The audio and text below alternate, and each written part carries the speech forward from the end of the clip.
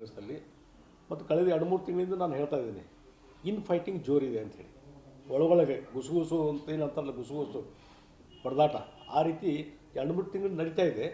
ಈಗ ನವಂಬರ್ ಅಂತ್ಯಕ್ಕೆ ಅದು ಹೊರಗಡೆ ಬರ್ತಾ ಇದೆ.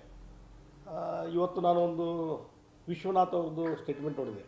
MLC ಇದ್ದಾರೆ ವಿಶ್ವನಾಥ್, ಅವ್ರ ಸ್ಟೇಟ್ಮೆಂಟ್ ಹೇಳಿದರು, ತಲೆ ಮೇಲೆ ಕೈ ಇಟ್ಟು ಅಣಿ ಮಾಡಿ ಸಿದ್ದರಾಮಯ್ಯನವರು ನಾ 2.5 ವರ್ಷ ಮುಖ್ಯಮಂತ್ರಿ ಇರ್ತೀನಿ, DK ಶಿವಕುಮಾರ್ ಮುಂದೆ ಆಗಲಿ ಮುಖ್ಯಮಂತ್ರಿ, ಅವ್ರಿಗೆ ಅಧಿಕಾರ ಬಿಟ್ಟು ಕೊಡ್ತೀನಿ ಅಂತ ಹೇಳಿ ಅಣಿ ಮಾಡಿದ್ದಾರೆ ಅನ್ನುವಂಥ ಮಾತನ್ನು ವಿಶ್ವನಾಥ್. ಯಾಕಂದರೆ ವಿಶ್ವನಾಥ್ ಆ ಹೇಳಿಕೆ ಬಗ್ಗೆ ಯಾಕೆ ಮಹತ್ವ ಕೊಡ್ತೀವಿ ಅಂತಂದರೆ, ಅವರು ಆ ಆಪ್ತ ವಲಯದಲ್ಲಿ ಇದ್ದಂಥವ್ರು ಎಲ್ಲರೂ.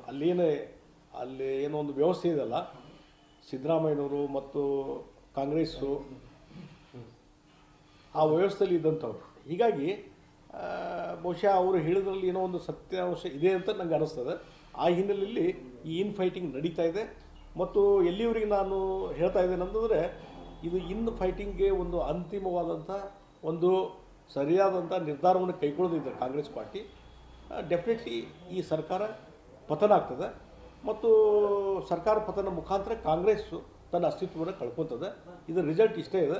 ಮತ್ತು ಇದರಿಂದ ಏನಾಗಿದೆ ಅಂದರೆ, ರಾಜ್ಯದಲ್ಲಿ ಒಂದು ಅಸ್ಥಿರವಾದಂಥ ಸರ್ಕಾರ ಕಳೆದ 3-4 ತಿಂಗಳು ನೋಡಿದ್ದೇವೆ. ಈಗೂ ಒಂದು ಅಸ್ಥಿರವಾದಂಥ ಸರ್ಕಾರ, ಇನ್ಸ್ಟೇಬಿಲಿಟಿ ಇದೆ.